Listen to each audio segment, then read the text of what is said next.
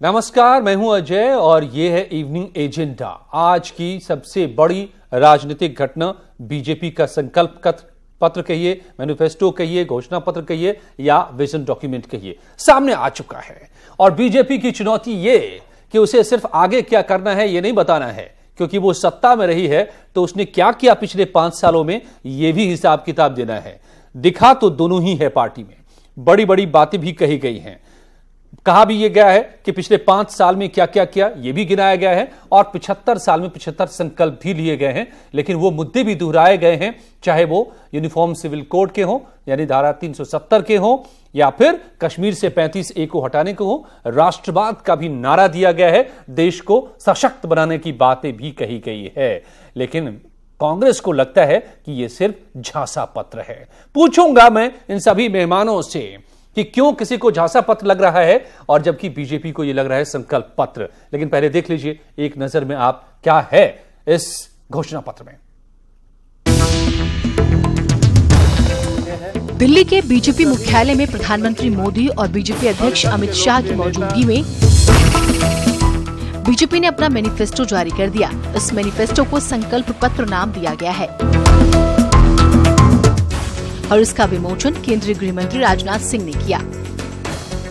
संकल्प पत्र को जारी करते हुए राजनाथ सिंह ने प्रधानमंत्री नरेंद्र मोदी के नए भारत के सपने को आगे बढ़ाने पर जोर दिया। प्रधानमंत्री मोदी ने 48 पन्ने के इस संकल्प पत्र को जन के मन की बात बताया। पहले आवश्यकताओं को ध्यान में रख करके शासन चलाया, अब सामान्य मानवीय की आकांक्षाओं को लेकर के हम क्या कर सकते हैं उसको घोषणा पत्र में लेके आए। Good governance, easy governance, transparent governance, accountable governance, responsible governance, इन सारी बातों को बल देते हुए शासन व्यवस्था में हमने कई रिफॉर्म्स किए।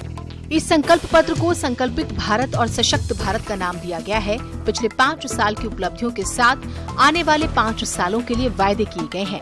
उसमें 2022 तक सभी 75 संकल्प पूरे करने का वायदा किया गया है। आतंकवाद के खिलाफ जीरो टॉलरेंस की नीति जारी रहेगी। कश्मीर की समस्या के समाधान के लिए काम किया जाएगा। राम मंदिर के निर्माण के लिए सभी संभावनाओं पर विचार होगा। सिटीजन अमेंडमेंट बिल को संसद में पास करवाकर लागू किया जाएगा। किसानों की आय को 2 गुना करने पर काम जारी रहेगा। किसान क्रेडिट कार्ड पर 1 लाख तक का लोन 0 ब्याज पर मिलेगा। सभी किसानों को किसान सम्मान योजनाओं का लाभ दिया जाएगा। छोटे और सीमांत किसानों को पेंशन योजना का लाभ दिया जाएगा। राष्ट्रीय व्यापार आयोग का गठन और छोटे व्यापारियों को पेंशन मिलेगी। देश में एक साथ चुनाव कराने के लिए काम किया जाएगा और अगले 5 साल भी गुड गवर्नेंस पर जोर दिया जाएगा। घोषणा पत्र जारी किए जाने से पहले पार्टी अध्यक्ष अमित शाह ने सरकार की उपलब्धियां सामने रखी। पहले लोग आशा करते थे ये होना चाहिए, ये हो सकता है क्या, ये कर देते हैं तो अच्छा है। अब काफी कुछ अच्छा हुआ है।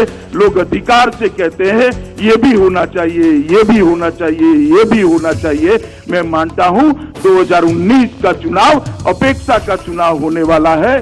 बीजेपी के मैनिफेस्टो में नए भारत की ओर कदम बढ़ाने, दुनिया की 3 बड़ी अर्थव्यवस्थाओं में शामिल होने, देश के हर तबके, क्षेत्र और गरीब को योजनाओं का लाभ पहुंचाने और देश की सुरक्षा को और मजबूत करने पर जोर दिया गया है। Bureau report, news 18 network.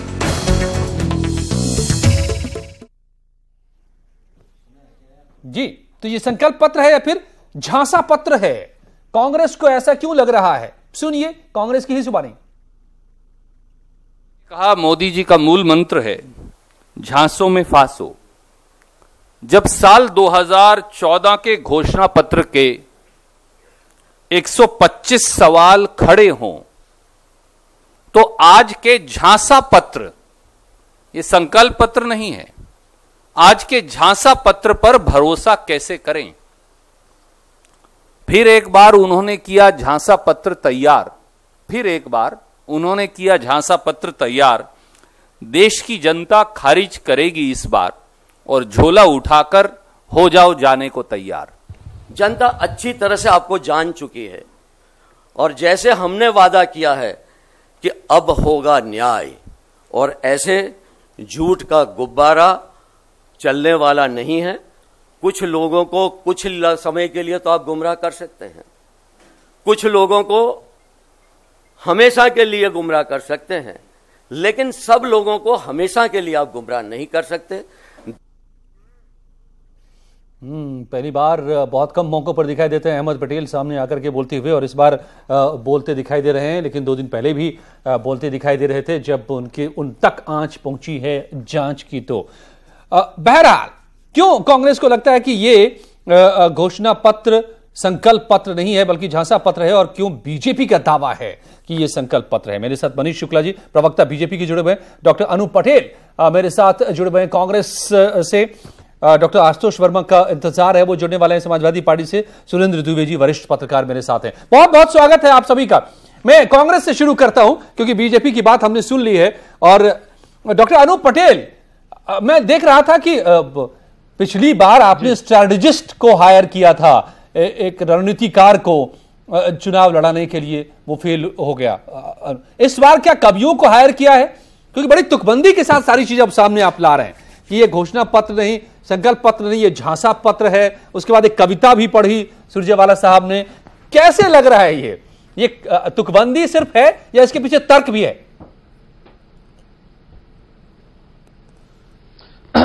Ajay ji, आज जो भाजपा का जो घोषणा पत्र आया है तो उसको लेके हमारे जो प्रवक्ता हैं, मुख्य प्रवक्ता हैं रणदीप सिंह सुरजेवाला जी ने एक विस्तृत जो है प्रेस कॉन्फ्रेंस किया है, और इस पे ना किसी कवि की जरूरत है ना किसी शायर की जरूरत है। चूंकि 2014 से 19 के बीच इन्हीं की सरकार थी, भाजपा की ही सरकार थी, इन्होंने 125 वादे किए थे। वो वादे क्या हुए? वो वादे जुमलों में बदल गए। तो जुमले जो है 2014 से 19 के बीच चले, अब वो झांसा में आ रहा है, इसलिए इसको झांसा का कहा गया है। और इसी घोषणा पत्र के बारे में जो 2014 में इनका घोषणा पत्र बनाए थे, मुरली मनोहर जोशी जी से पूछा गया था कि आप इनको कितने नंबर देते हैं, तो उन्होंने कहा कॉपी में कुछ लिखा हो तब तो नंबर दूं। ये मुरली मनोहर जोशी की बात थी। अब मैं 2-3 पॉइंट है जिसको मैं रखना चाहता हूं। इन्होंने कहा था कि प्रतिवर्ष 2 करोड़ रोजगार देंगे।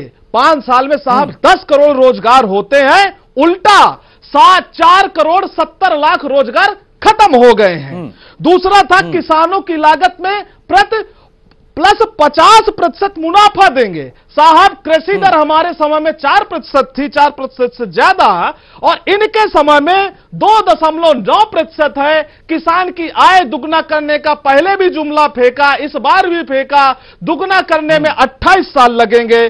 फिर बहुत सारी बातें उन्होंने लिखी भी है। करोड़ काला धन लाने की क्या क्या उन्होंने किया? साहब आए नहीं, कहां हुए? मैं अपनी बात तो रख लूं, क्या हुआ? उन्होंने एक 80 लाख करोड़ है लाने का वादा, मनीष जी के पास जाऊंगा तो वो वही गिनाएंगे आपको। 1 लाख करोड़ रुपए चला गया। ठीक है, लास्ट में आऊंगा।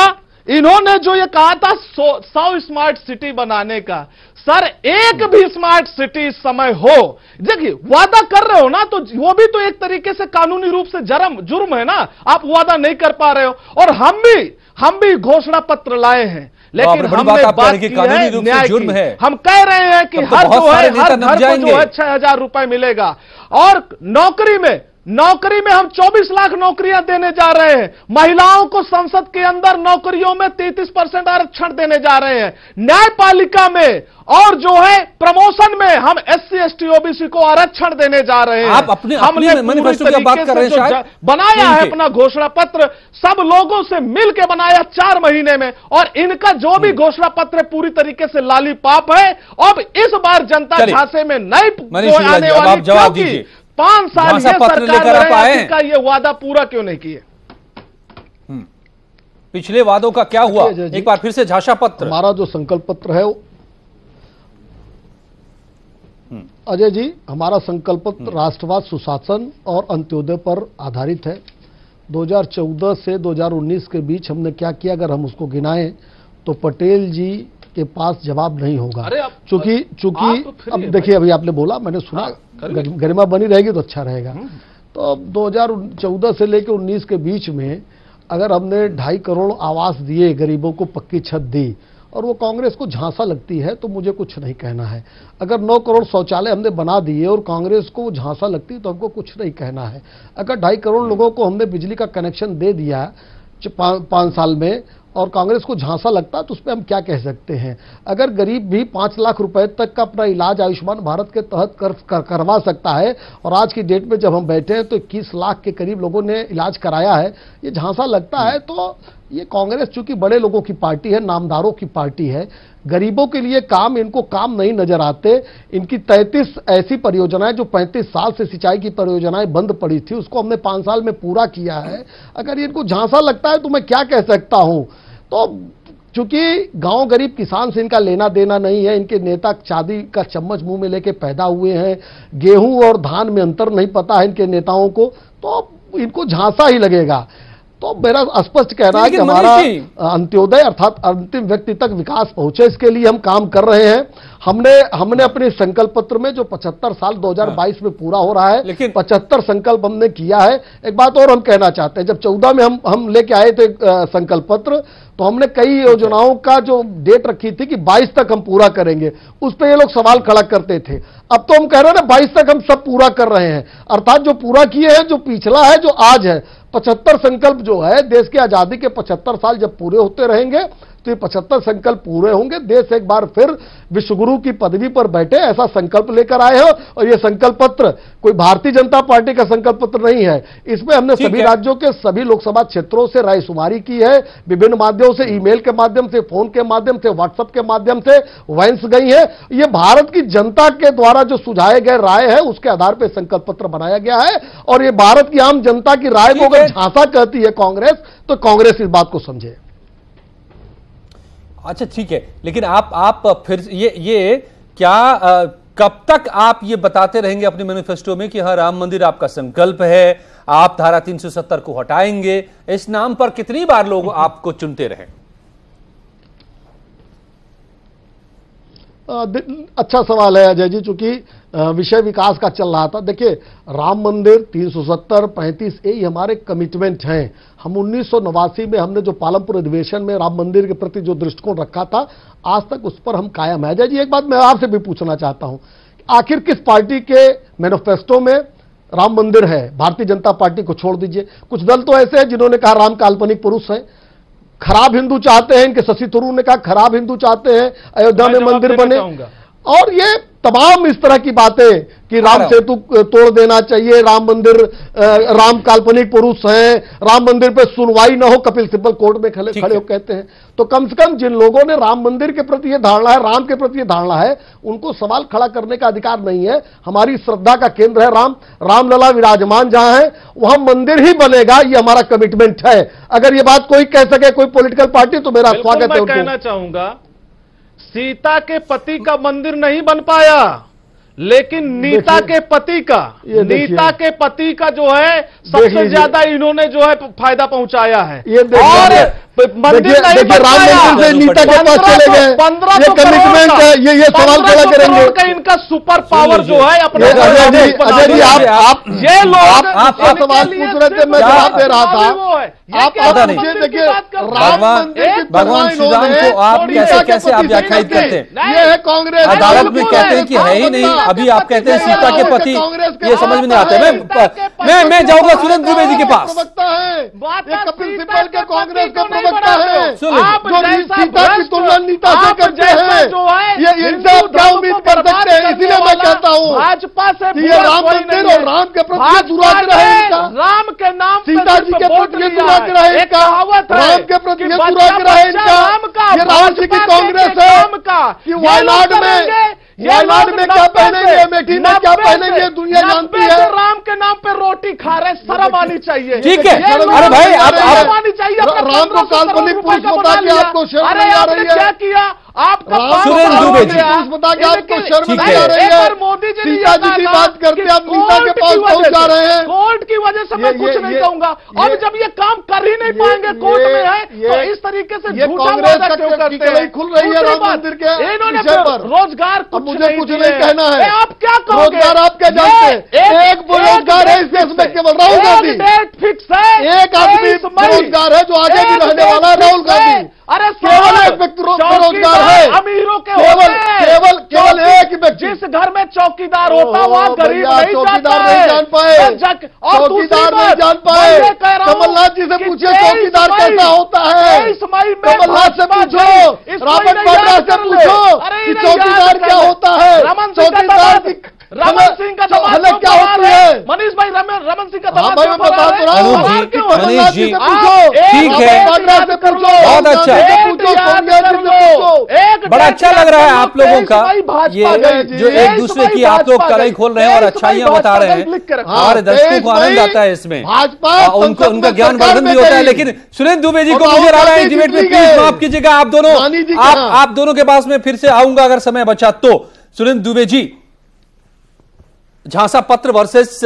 संकल्प पत्र, बीजेपी ने आज ये भी अपने संकल्प पत्र को जारी करते हुए कहा है कि दिल्ली में एसी कमरों में बैठ करके गरीबी दूर नहीं की जा सकती है, गरीबी को गरीब ही हटा सकते हैं, क्योंकि न्याय का सिद्धांत कांग्रेस ने अपने घोषणा पत्र में दिया था और यहां पर आज बहुत सारे नारे दिए गए हैं। आपको किसमें दम नजर आता है?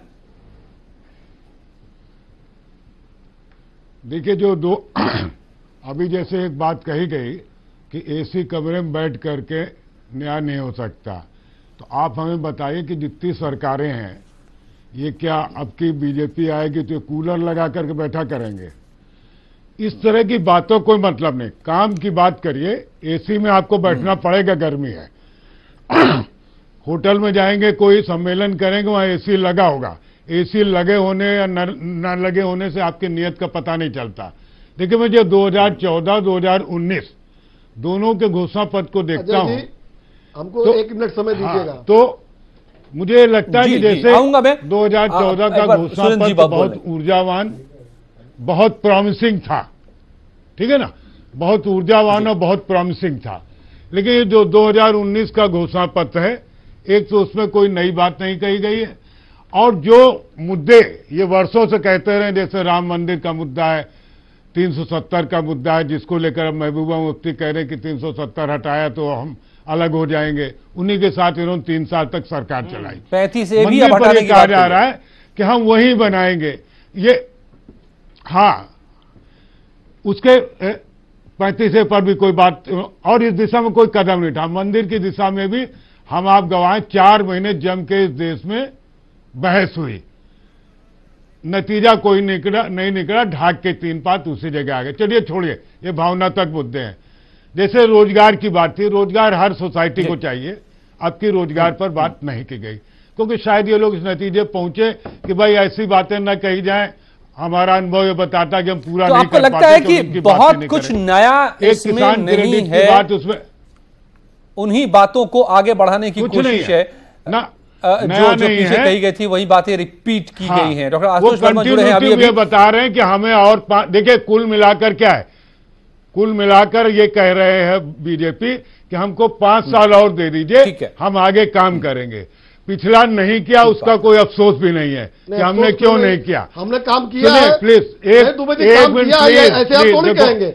हमने तैयार किया है, हमारी सरकार उसमें आगे बढ़ेगी। देखिए भाई अजय जी, हमने कहा कि 6,000 सम्मान निधि देंगे। अच्छा ठीक है, आशुतोष जी अभी जुड़े हैं, डॉक्टर आशुतोष वर्मा लेट हो गए, ऐसी तानाशाही करते हैं, आगे हमने शामिल किया उसको। इनकी पहले कहा कि अहंकार, पहले कहा कि 2 हेक्टेयर तक के किसानों को सम्मान निधि देंगे, आगे कहा कि सबको शामिल करेंगे। कुछ नहीं है। और ठीक है भाई, हमारी डॉक्टर आशुतोष वर्मा, डॉक्टर आशुतोष वर्मा, पूर्वोत्तर में पहले कितने मिनिस्टर केंद्र के जाते थे? अरे आप पूर्वोत्तर को मारिए गोली, आपसे जवाब पूछा जा रहा है। पूर्वोत्तर को मारिए गोली, आज की बात करिए। पूर्वोत्तर बड़े उत्तर राज्यों में जाते थे, पूर्वोत्तर में सारे नालायक लोग सर नहीं गए, तभी तो आपको चुना गया ना। आप अपनी बात कीजिए, डॉक्टर आशुतोष वर्मा, आपका निकल रहे मिनिस्टर बीजेपी के संकल्प पत्र पर अंतिम व्यक्ति तक विकास संकल्पित भारत, रोड मैप बनाया गया है, भारत, उस पर हम आगे काम कर रहे हैं। संकल्प पत्र है, जो संकल्प पत्र है, इसमें जो 2014 से 19 जब मैं देख रहा था, 2014 में माननीय अटल बिहारी वाजपेयी, लाल कृष्ण आडवाणी और मुरली मनोहर जोशी और राजनाथ सिंह की फ्रंट पेज पे फोटो थी, और 19 में ये इन्होंने किया कि उसमें सिर्फ मोदी जी रह गए हैं। तो ये डेवलपमेंट किया है भारतीय जनता पार्टी में, इसमें कोई दो राय नहीं। जैसा वरिष्ठ पत्रकार ने बोला कि आर्टिकल 35 पे इन्होंने बात करी और फिर करी, उच्च न्यायालय ने 4 बार इनसे कहा कि आप आके अपना स्टैंड क्लियर कीजिए। अटॉर्नी जनरल ने एक बार भी उसका जवाब नहीं दिया और मामला लटका हुआ है। पीडीपी के साथ राम माधव जी ने लिखित पब्लिक डोमेन में है, लिखित है कि जब तक पीडीपी की साथ सरकार रहेगी ना 370 पे बात करेंगे और ना 35A की बात करेंगे। खैर ये छोड़िए, कोई बात नहीं। इन्होंने एक बात करी थी, किसानों की आय दोगुनी करेंगे। बहुत जोर शोर से प्रधानमंत्री जी ने बोला। आपकी ही 5 सालों की सरकार की दुर्गति ये है कि आज देश की कृषि विकास दर 2.9% हो गई है, और अगर इस विकास दर से आप किसी भी बेसिक इकोनॉमिक्स से पूछ लीजिए तो अगले 25 साल तक आप किसी की आय दुगनी नहीं कर सकते। तो ये भी बात चलिए छोड़ दीजिए, ये भी आप नहीं कर सकते। हाँ। तीसरी बात आपने बोला कश्मीरी पंडित की बात है, जो आपने भावनात्मक मुद्दे में उसे उठा रहा हूं। आपने बोला प्रति वर्ष 12,000 कश्मीरी पंडित की वापसी कराएंगे। आशुतोष जी, और एक बहुत बड़े बॉलीवुड के एक्टर लेना पड़ेगा, आपने जो बातें कही है एक आदमी की बात बता दी अजय जी, एक आदमी की बात बता दी जो कश्मीरी पंडित वापस हुआ, बात ही नहीं कर रहे हैं। मनीष जी, एक आपका जवाब, आपने मुझसे कुछ कहा क्योंकि जवाब तो आप ही को देना होगा, आप सत्ता में जी 5 साल रहे हैं आप। देखिए, निश्चित रूप से हम तो जवाब देने के लिए तैयार हैं। आज वो लोग 370 और 35 से राम मंदिर पे बात कर रहे हैं जिन्होंने राम भक्तों को गोलियों से भुनवा दिया था। नहीं, हम नहीं बात कर रहे हैं, आप ही 14 में बात कर रहे हैं, आपके मैनिफेस्टो में क्या है और आप मैनिफेस्टो पे क्यों डिबेट करना चाहते हो? बात करिए, आपके पास लखनऊ में मैनिफेस्टो है। समय समाप्त, समय माफ कीजिएगा, समय इतना ही था। चलिए, असल बात तो यह है कि कितना काम हुआ कितना नहीं हुआ, यह मैं समझता हूं कि जनता से बेहतर कोई नहीं समझता है, आपसे बेहतर कोई नहीं समझता है। इसलिए तय भी आप ही को करना होगा कि पिछले 5 साल के जो दावे हुए हैं, जो हिसाब दिया गया है, वो कितना सही है, और आगे के लिए जो मोहलत मांगी जा रही है उसके आधार पर आप कितना देने को तैयार हैं किसको। धन्यवाद आप सभी का मेरे साथ जुड़ने के लिए इस चर्चा में। यहां जारी